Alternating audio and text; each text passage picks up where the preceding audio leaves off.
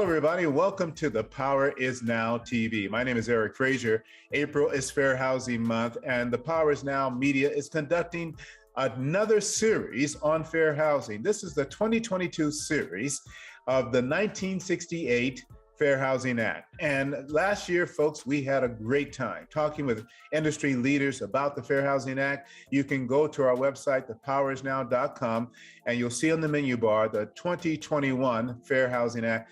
Please watch those videos. If you are at all, concerned about fair housing, or if you're an advocate of fair housing, or you're a real estate professional in fair housing, or you're thinking about selling your own house, you need to understand and really appreciate the 1968 Fair Housing Act and what it means, the 1988 amendments to the Fair Housing Act and what it means. Today, we're talking to Lisa Rice, and she is an expert on fair housing. She's the president and CEO of the National Fair Housing Alliance, based in Washington, D.C. Welcome, Lisa, to The Power Is Now. Thank you so much, Eric. Lisa, we have a tradition on this show where we ask all of our guests to tell us what the term or the phrase, "the power is now," mean to you in the context of who you are and what you do professionally. Today, we would like you to talk about what it means in the context of fair housing. Well, Eric, that's a great question. And for me, the power is now just simply means that now is the time for us to act boldly, to realize all of the promises and all of the provisions of the Fair Housing Act and our nation's other fair housing laws. We have a number of fair housing laws that were put in place to expand equitable housing opportunities for everyone in this country. And unfortunately, the laws have not been fully enforced. They have not been fully implemented. And the power is now, for me, means that now is the time for us to be bold and be intentional about implementing all of the provisions of our nation's fair housing statutes. Lisa, what a great power is now statement. And it really fits perfectly with what you do as president of the National Fair Housing Alliance in Washington, D.C. If you could take a moment and tell us about your position, your role at the National Fair Housing Alliance, and what is the mission and objective of the organization? Well, the National Fair Housing Alliance leads the fair housing movement, Eric. We work to eliminate housing discrimination and ensure equitable housing opportunities for all people and communities through our programs and through our divisions. We have an education outreach division, member services, where we provide technical assistance to our members. We have a public policy division, advocacy. We have a housing and community development division. We also have a tech equity department. We have an enforcement unit, and then we also do consulting and compliance. So we're working to advance fair housing through all of those divisions. I have the privilege of serving as the president and CEO of this really wonderful organization. As president and CEO, you're constantly looking at ways to, advocate for fair housing. And I know that you speak a lot. I really appreciate you taking the time to join me today. Can you talk about some of the success stories that your organization has been able to, create for both individuals and our organizations? Just recently, in fact, earlier this year, we completed an in-depth analysis of appraisal standards and appraiser criteria. It was a groundbreaking report that has been utilized by a number of organizations. In fact, it was utilized by the White House and the Department of Housing and Urban Development in the release of their recent analysis on appraisal issues, the PAVE report or the PAVE action plan.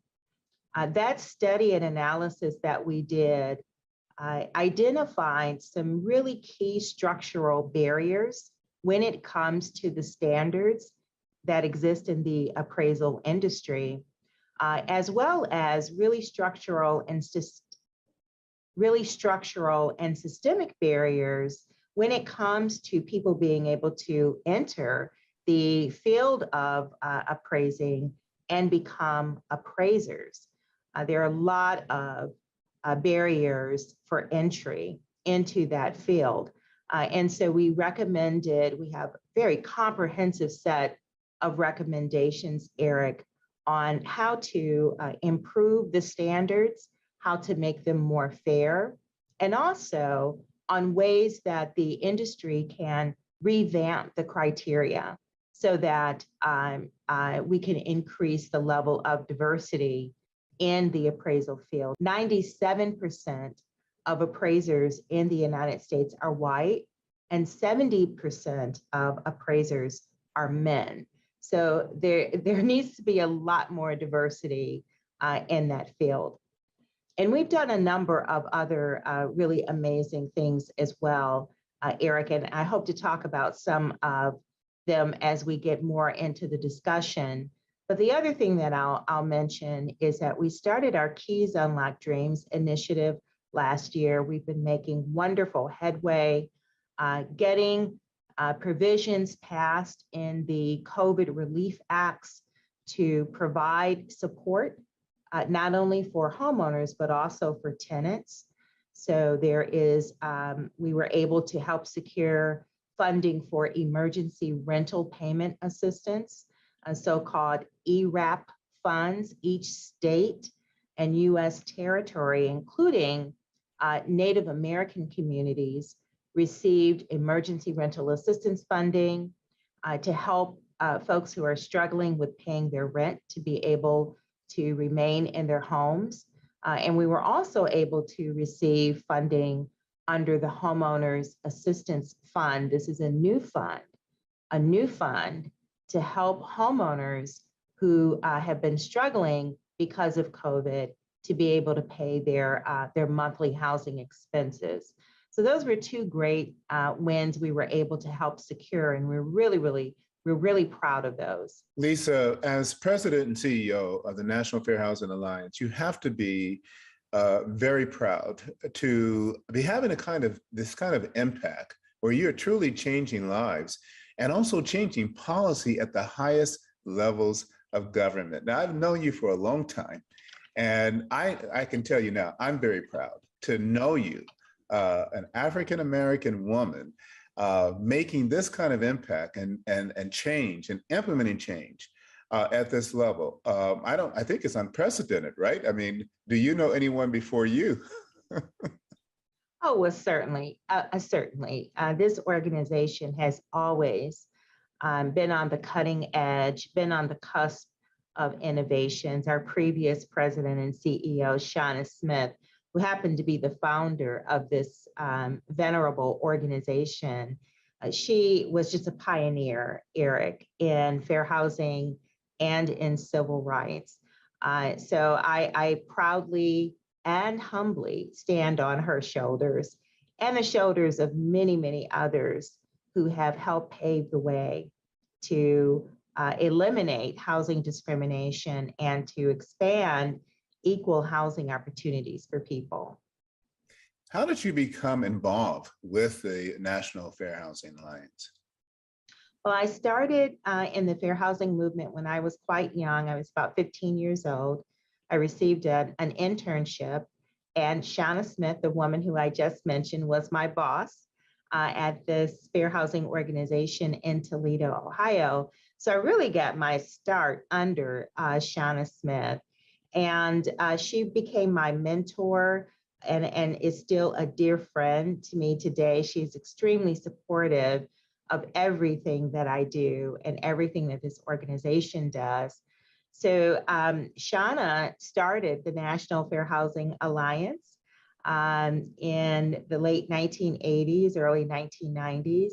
And for years, she had been begging me to come to Washington, D.C. to join the staff here to join the team at the National Fair Housing Alliance. And for years, I told her, no, I'm not coming. I'm staying in Ohio.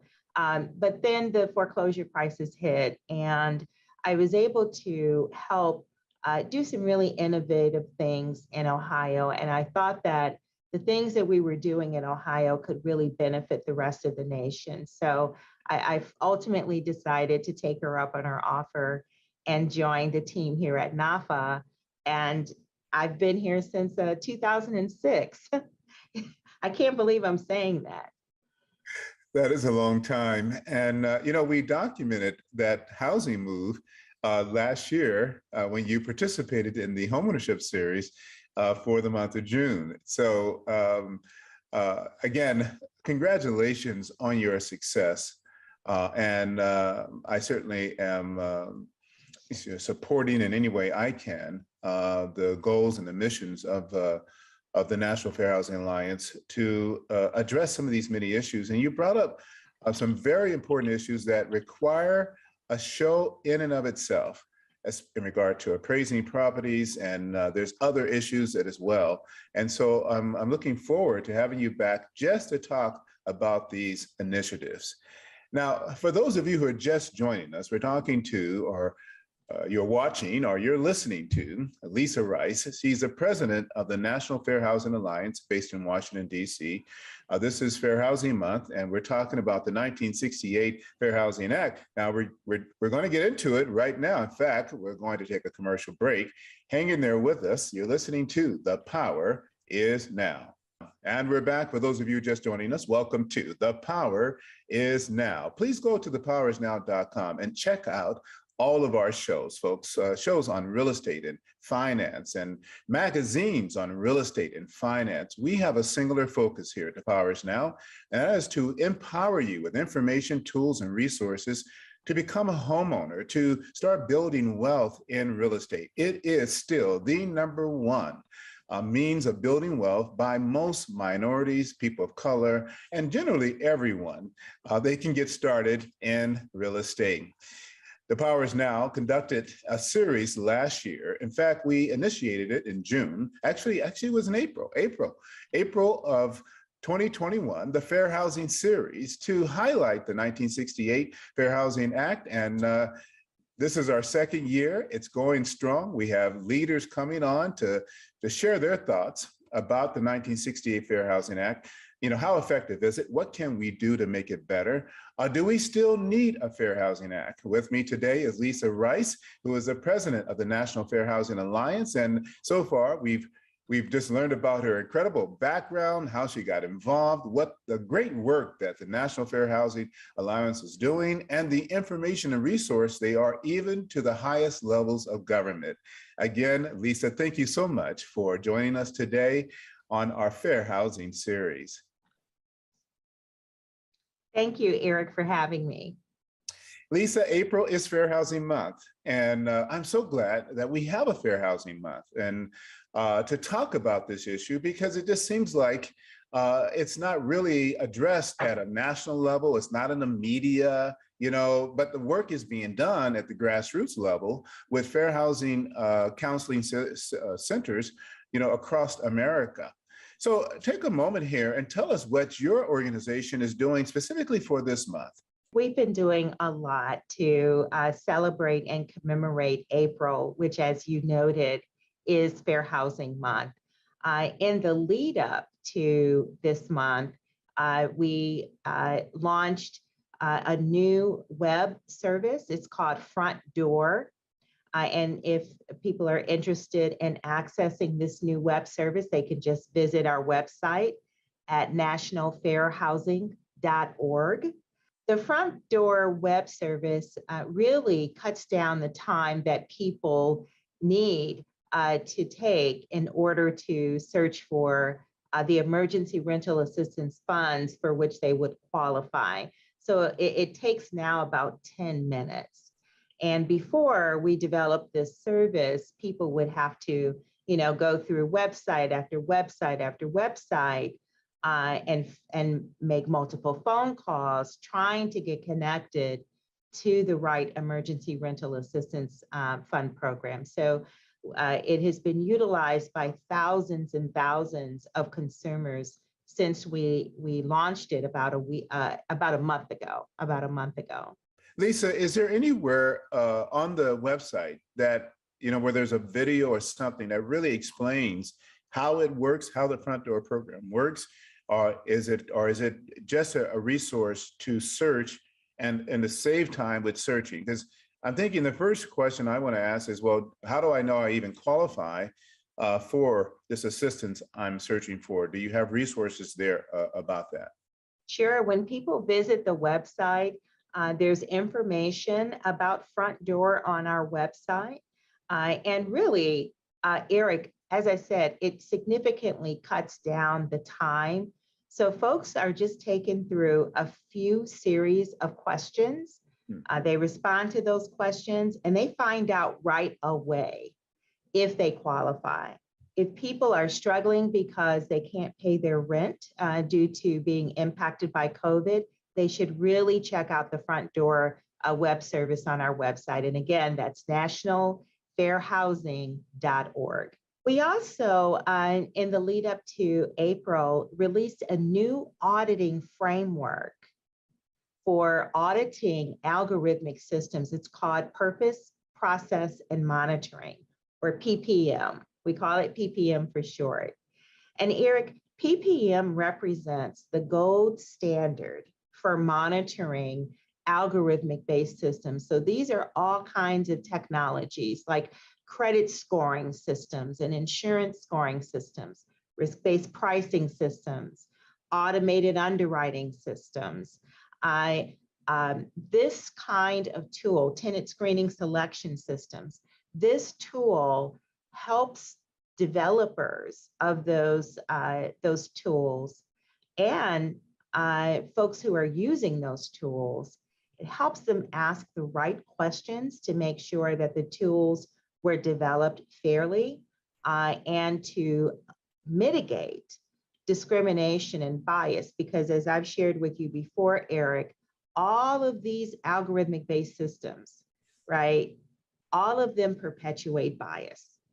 All of them perpetuate bias, and that's largely because they're built using data that is infused with discriminatory information. And so if you use tainted data, you're going to get tainted results. So we developed this new gold standard for auditing algorithmic systems to help developers and entities that use these systems to ensure that they are fairer and have less discriminatory outcomes. We kicked off, I am so happy to say this, and you see I'm grinning ear to ear, Eric. We kicked off April with a wonderful event that we held here in Washington, D.C. with Ronnie DeVoe, who is one of the founders of New Edition, and Belle Biv DeVoe. Ronnie came from Atlanta to join us to kick off April. And we were also joined by White House correspondent April Ryan, congressional leader, the leader of the U.S. House of Representatives, Steny Hoyer, came to join us. And we were also joined by D.C. Mayor Muriel Bowser and Prince George's County Executive Also Brooks. And we had a wonderful panel of experts in the real estate and appraisal and housing and lending markets to talk about different solutions for advancing fair housing. And then the last thing that I'll mention, Eric, is that this month in April, we released our Redlining Toolkit. So for organizations who want to expand equitable housing and lending opportunities, you can use our Redlining Toolkit to identify if there are financial institutions in your community that are engaging in redlining practices, and then link up with your local fair housing organization in order to help address redlining in your community. We're really, really proud of this Redlining Toolkit that we released this month, and you can access the Redlining Toolkit on our website. If you just go to nationalfairhousing.org, you'll see the toolkit. I think it's one of the first things that pops up on our website. And of course, we're going to be doing things all throughout April. So if people want to keep up with us, they can visit us on Twitter. Our Twitter handle is NatFairHouse, or people can follow us on Facebook or Instagram. Just search for National Fair Housing Alliance and we'll come up, and you can follow. We'll be releasing videos and all kinds of things, so people can just follow us all throughout the month of April.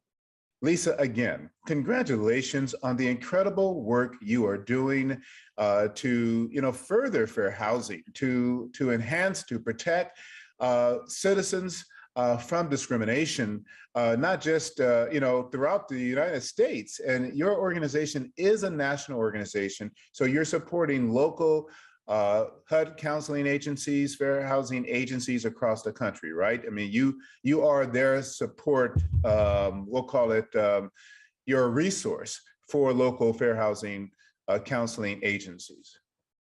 That's correct, Eric. We have about 200 member organizations throughout the United States, and we provide services and support, training, technical assistance, all kinds of resources for fair housing agencies who are providing help and assistance to people on the ground.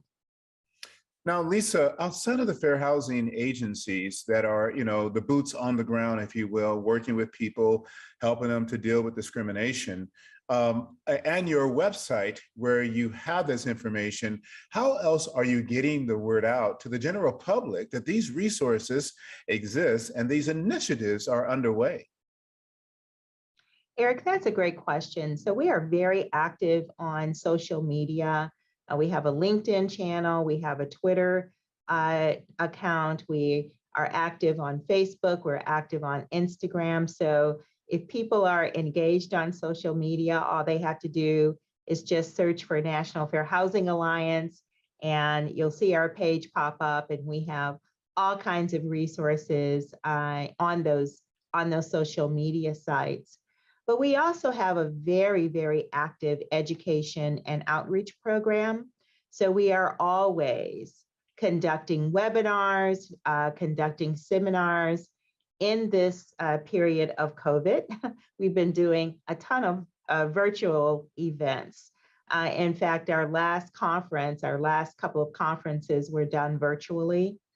This upcoming conference that we will have will be done, I believe, both virtually and on site. So we're gonna, do a hybrid. But we have a lot of resources, and if people even visit our website, again, that's nationalfairhousing.org. If you go to resources, you'll see that we have a resource center that is chock full of public service announcements. You can get posters, you can get brochures, you can get radio advertisements, television advertisements. There are all kinds of resources there for fair housing that talk about and educate consumers and industry about how to advance on our fair housing laws. Thank you, Lisa, for sharing those resources. And I want you to know the Powers Now is committed to homeownership, and what supports that is fair housing. And discrimination is still real today, and it's evident by the fact you have so many initiatives to address it.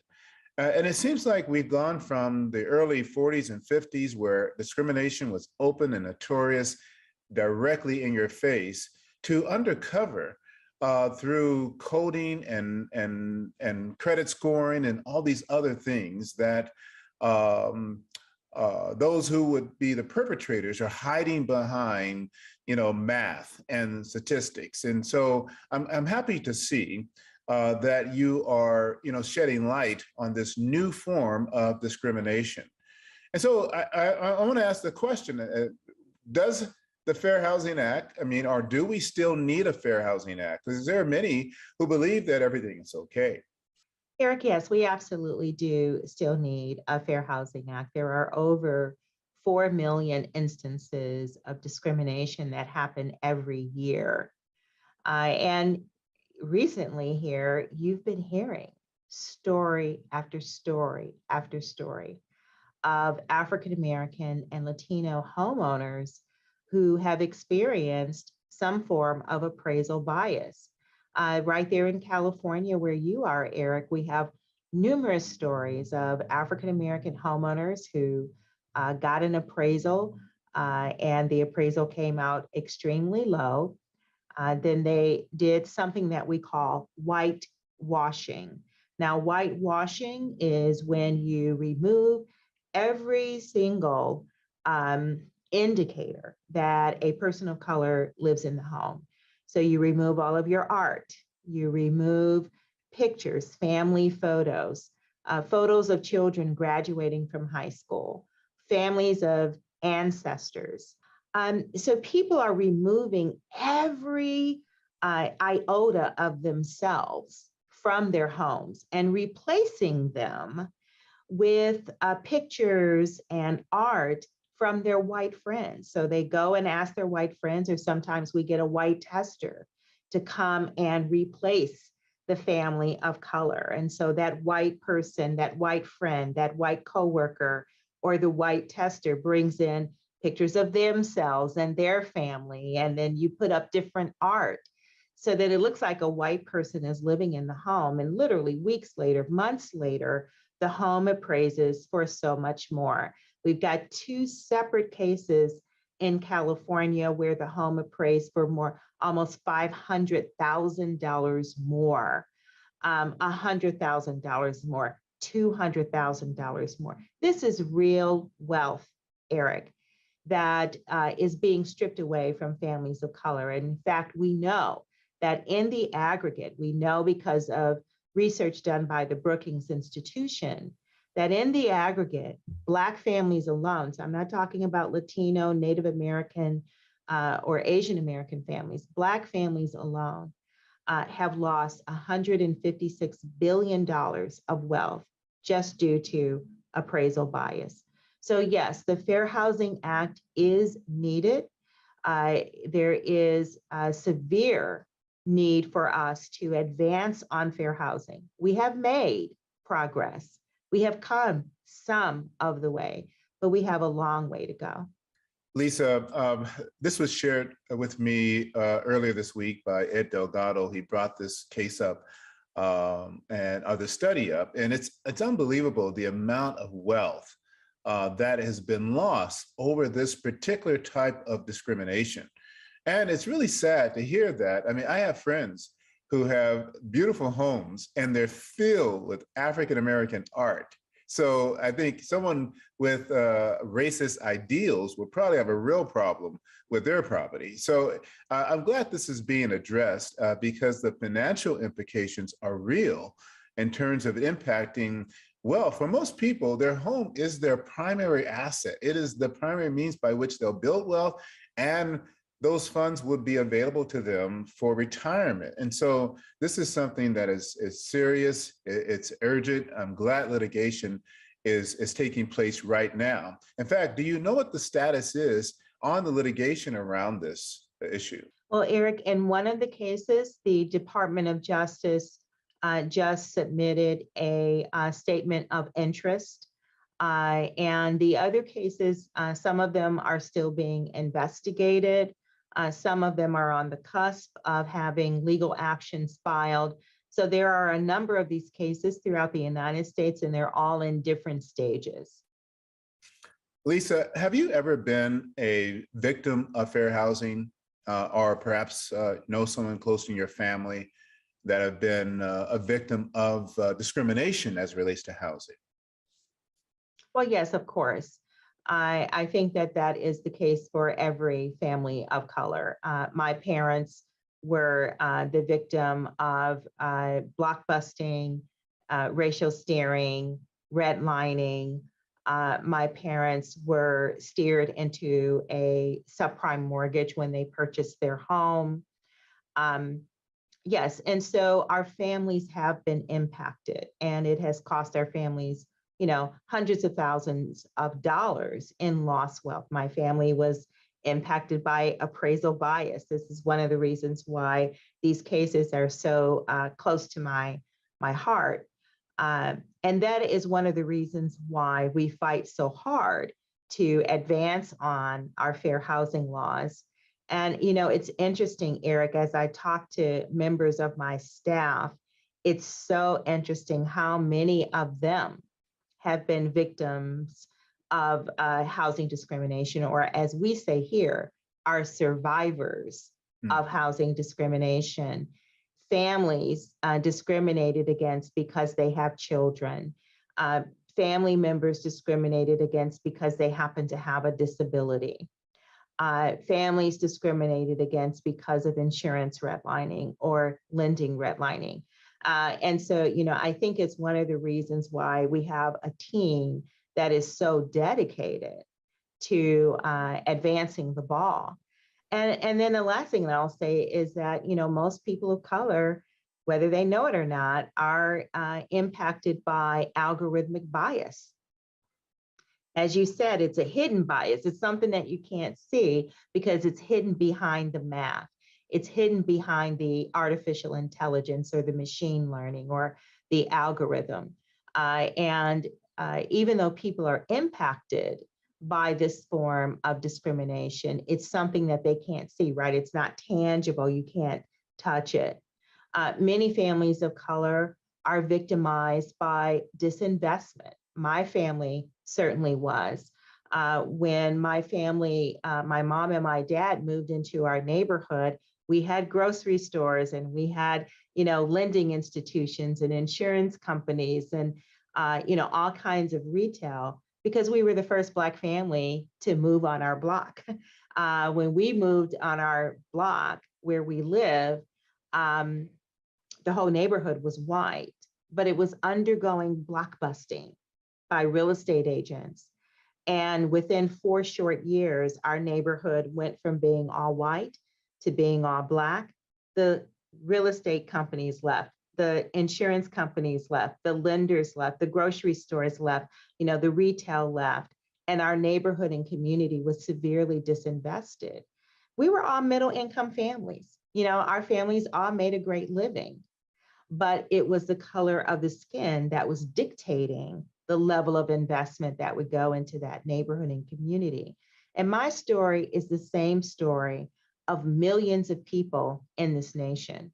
So that's why we have to use all of the elements of our fair housing laws to make sure that segregation is not negatively impacting people's ability to live a full life, to live a successful life, and to have the access to the resources and the opportunities that people really need to thrive.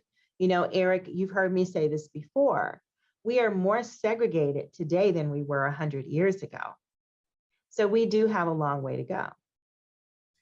We certainly do, Lisa, and I just love how you break it all down for us. I mean, this is a real problem, and it stems from racism.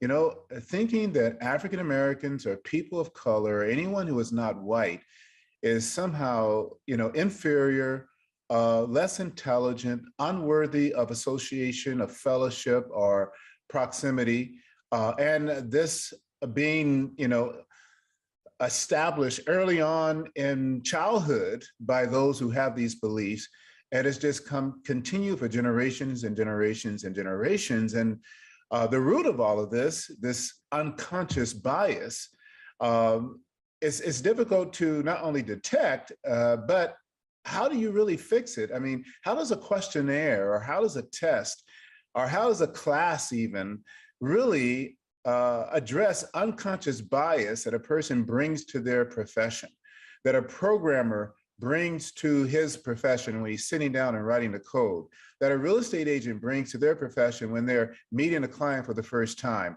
You know, I'm not sure if there is a solution to dealing with that, the person, because it starts with the person who then enters the profession, whether it be insurance or real estate or lending or anything. And I'd be curious to hear what your thoughts on that. How do we address this perception and this unconscious bias that seems to permeate every aspect of business?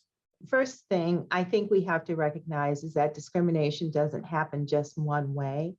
And I think we also have to realize that in this country, we have passed thousands of laws that were race-based and race-conscious. So consciously discriminating against people based on their race, their national origin, their color, their ethnicity, right? And so we can't think that in this society where we have had myriad ways in which we have perpetuated inequities, that there's just going to be one solution to overcoming the challenges that we face, right? There were multiple ways that we got into the problem, and so we're going to have to use multiple tools to get out of it. Education is not the only way. You hear a lot of people say, oh, we need more education. We need more education. Well, education is one tool, but it is not the silver bullet. We also see a lot of people sort of blaming the victim, right? So if you don't get that loan because you were discriminated against, you need more financial literacy. No, yeah, definitely consumers need financial literacy, but industry players also need to be educated about how to not violate the law and how to advance on fair housing. We need tools like our PPM framework, that auditing framework that I told you about earlier. We need to audit our systems to make sure that they are fairer. We need to enforce our nation's fair housing laws. So there are many, many things that we have to do in order to build more fair and equitable societies. Lisa, I know we're running out of time, and I want to get to some really important questions as we wrap up this show. First, real estate agents. And they make the American a reality, the American dream a reality for many consumers. There are some great agents out there who work hard, who do an incredible job and are changing lives, because homeownership does just that. But there are many who are not. Do you see that things improving with real estate professionals as it relates to, unconscious bias and discriminatory practices? Eric, that's a great question. Yes, I do. So first of all, there are a number of trade associations that have always been pro-fair housing. So the National Association of Real Estate Brokers, which, as you know, is our nation's first fair housing agency, started in the 1940s, and they were started because real estate professionals of color were not able to be members of the National Association of Realtors. At that time, NAR was practicing segregation and was vehemently opposed to fair housing. But we also got the establishment of the National Association of Hispanic Real Estate Professionals and the Asian Association of Real Estate Professionals, AREA. And so those agencies have really been pushing the envelope. They have been advancing the fair housing laws and fair housing principles. And, here recently, we have seen the National Association of Realtors do a number of things to sort of do this about face and start really advancing and promoting our nation's fair housing laws. The National Association of Realtors apologized for helping to segregate America. They apologized for opposing the Fair Housing Act. And they have been undertaking new initiatives. They have a new program to address implicit bias in the real estate community. And they actually are partners with us on the Black Homeownership Collaborative. So we have seen real estate professionals, at least the trade associations, really advancing on fair housing laws, and that will have to continue. We can't, start it and then stop. It has to continue. And I think we're going to continue to see improvements. Those organizations, and I'm a member of all of them, do an incredible job with education, training, and even enforcement to the best of their ability. But you got to become a real estate professional to receive that kind of peer pressure, not to discriminate, education, what have you. I'm thinking about the for sale by owner, the individual out there who decides they can sell a home without a real estate agent and doesn't have a license, has not received any training. Do you believe that they are at risk of violating the fair housing laws because of their lack of training, licensing, and understanding of this very important issue? Eric, that's a great question. Yes, of course. So as you well know, in every state, at least that I know, in order for a real estate professional to maintain their license, they have to undergo fair housing training on a regular basis. And of course, individuals don't have to do that. And so we do see instances where individual homeowners who are selling their homes without the services of a real estate agent can run afoul of the law, not just the fair housing laws, but other laws, right? Because they don't know the profession, and there are a lot of laws that we have at the federal, state, and local level as it pertains to real estate properties. So it's always good to get the advice of a really, really good, well-trained real estate professional. And of course, individuals who want to sell their homes without a professional, they can go to our website and try to access information. But there's a lot of information to learn. It's a lot to learn. Well, I believe that consumers who want to sell their homes ought to be required to take mandatory training, receive some type of certification and permit to do so, so that they can't make ignorance, a reason for discriminating against others. And this brings me to my final question. The law is supposed to be a deterrent from discrimination, like all laws, but is it a deterrent? Is there any real enforcement power with the law as it stands now? Well, yes, there is. And in fact, really, and thanks in part to the passing of the 1988 Fair Housing Amendments Act, which added much more to the Federal Fair Housing Act. The Federal Fair Housing Act is now really a strong law. We also have the Civil Rights Act of 1866. We have the Equal Credit Opportunity Act. So we have this sort of bevy of civil rights laws in the housing space that are very strong. They provide very strong protections for consumers. But, as you noted, Eric, somebody has to know, they have to detect that they've been discriminated against. And often today, discrimination happens with a handshake and a smile and a cup of coffee, right? So you kind of don't know. But that's why we have fair housing organizations that can conduct investigations to ferret out whether or not discrimination is occurring. But our laws are very strong, Eric. And if we are able to use them, we can really help expand equitable housing opportunities for people.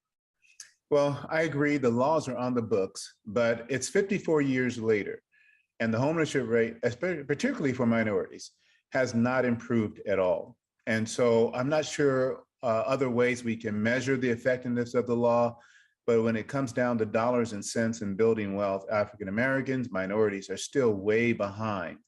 And I believe that discrimination has a lot to do with that. And the lack of enforcement of these very laws you mentioned could be the root cause.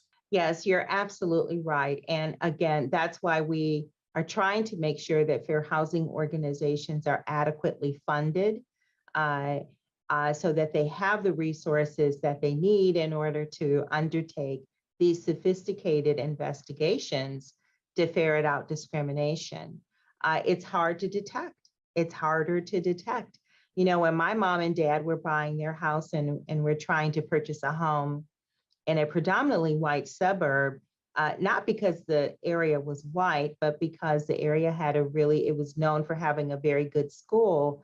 And my mom wanted us to go to that school. That was the reason, why my mom and dad wanted to move to that community. It's called Sylvania, Ohio, where the real estate agent just came out and told my mother, Mrs. Rice, I cannot even show you that house. I can't show Black families houses in Sylvania. She said, if I do, I'll lose my job and my license.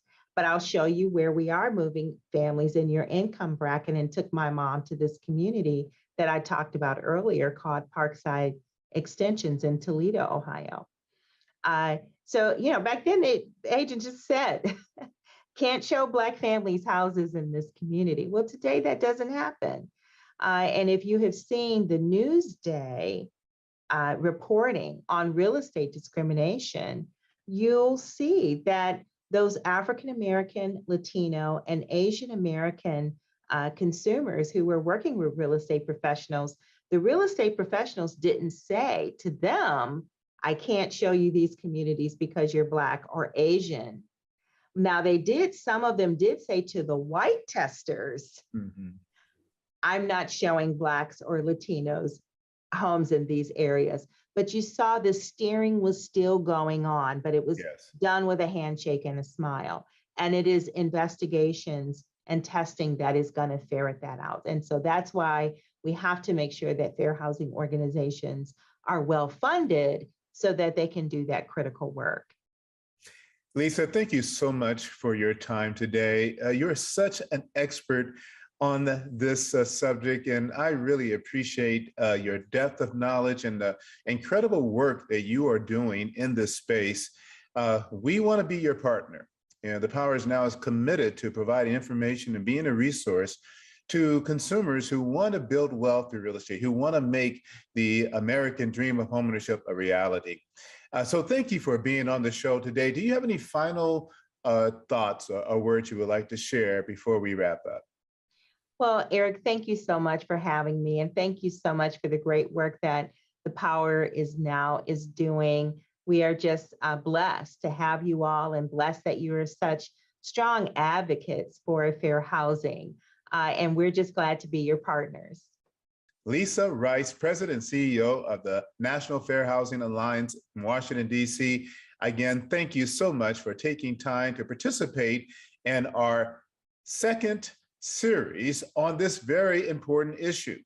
So this is our second year, folks, and we have more great guests that are coming that are going to be talking about the 1968 Fair Housing Act, how important it is, what the challenges are, what we can do to make it better. And I certainly hope that this interview or these interviews will be impactful as a real estate professional and as a consumer, that you will understand that discrimination has no place in housing. It has no place in housing. It has no place in lending. It has no place in banking. Discrimination has no place in the world.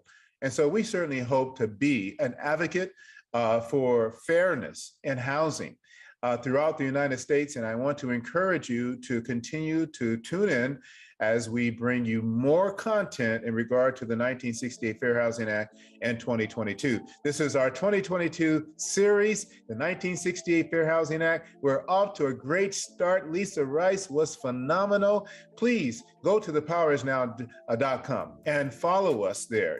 Subscribe to our newsletters, our magazines, follow us on our Facebook, Twitter, YouTube channel. We're all over social media. And just stay connected with us, because we want to be your resource for real estate and building wealth. Thank you for watching. Remember, we are at our best and we maximize our success when we act now. The power is now.